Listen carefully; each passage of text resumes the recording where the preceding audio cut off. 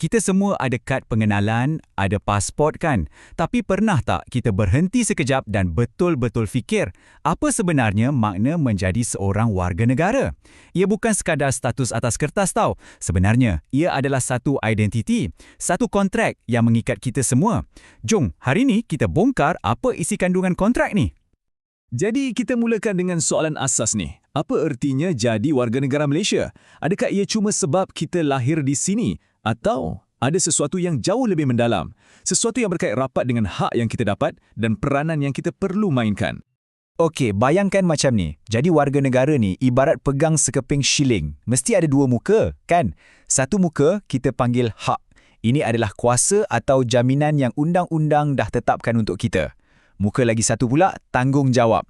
Yang ini bahagian kita pula. Kesanggupan kita untuk buat apa yang patut demi negara. Dua-dua ni tak boleh dipisahkan. Jom kita tengok muka shilling yang pertama dulu, hak. Kena faham, ini bukan keistimewaan yang orang boleh bagi atau tarik balik sesuka hati. Bukan. Ini adalah jaminan yang termaktub dalam buku undang-undang paling tinggi negara kita, iaitu Perlembagaan Persekutuan. Hak yang paling asas sekali, hak untuk hidup dan kebebasan diri. Perkara 5 dalam perlembagaan cakap, tak ada siapa boleh ambil nyawa atau kebebasan peribadi kita sewenang-wenangnya. Semuanya mesti ikut undang-undang. Ia macam benteng pertahanan utama untuk kita sebagai seorang individu.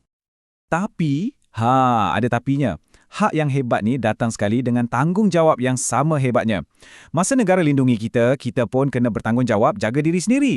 Dan yang lagi penting, kita kena hormat hak yang sama pada orang lain. Ingat, hak kita ada hadnya bila ia dah mula sentuh hak orang lain. Okey, seterusnya, kita ada hak untuk bebas bercakap, bersuara dan berhimpun secara aman di bawah perkara 10. Ini penting gila sebab inilah nadi untuk sebuah masyarakat demokratik. Di sinilah tempatnya idea-idea baru dikongsi dan suara kita semua boleh didengari. Tapi kena ingat, kebebasan ni bukan lesen untuk kita buat apa saja yang kita suka. Tanggungjawabnya ialah kita kena guna kebebasan ni dengan matang. Maksudnya, ikutlah undang-undang macam dapatkan kebenaran kalau nak berhimpun. Dan yang paling utama, jangan sesekali sentuh isu-isu sensitif yang boleh porak-porandakan keharmonian negara. Dan yang ini satu jaminan yang sangat berkuasa. Kesamarataan. Perkara 8 dengan jelas cakap, tak kisahlah siapa pun kita, apa pun latar belakang kita, kita semua sama di sisi undang-undang. Tak ada seorang pun yang lebih tinggi daripada undang-undang. Inilah asas keadilan untuk semua. Okey, sekarang jom kita pusingkan shilling tu. Kita tengok muka yang satu lagi. Bahagian ni bukan lagi pasal apa yang negara bagi pada kita, tapi sebaliknya, apa yang kita sumbangkan kepada negara. Ini adalah peranan aktif kita dalam kontrak kewarganegaraan ni. Asas untuk peranan kita ni ada 3 nilai teras.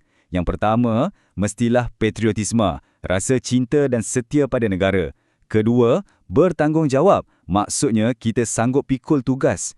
Dan ketiga, berterima kasih, sentiasa hargai hak yang kita ada. Jangan pandang ringan je. Petikan ni, memang padu betul cara dirumuskan.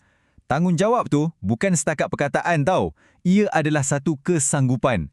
Satu komitmen untuk bertindak, untuk jaga negara. Ia menuntut kita semua untuk jadi lebih proaktif. Jadi persoalannya sekarang, apa akan jadi kalau salah satu muka shilling ni kita tak pedulikan? Apa akibatnya kalau kontrak antara kita dengan negara ni kita abaikan? Percayalah, kesannya bukan main-main. Nak tengok satu contoh pengabaian tanggungjawab yang paling nyata? Tengok nombor ni. 3,000 tan metrik. Banyak tu. Itulah jumlah makanan yang rakyat Malaysia bazirkan setiap hari. Ini bukan cuma isu sampah. Ini adalah kegagalan tanggungjawab kita untuk hargai sumber yang kita ada. Dan kesan pengabaian ni, dia macam domino. Satu jatuh, semua jatuh. Kalau hak kita diabaikan, kita mungkin kena diskriminasi. Bila ramai kena, masyarakat jadi tak sejahtera. Bila masyarakat goyah, negara pun jadi tak stabil. Sama juga kalau tanggungjawab diabaikan. Kita mungkin dipinggirkan, masyarakat jadi berpecah dan akhirnya, imej negara yang buruk. Nampak tak kaitan dia?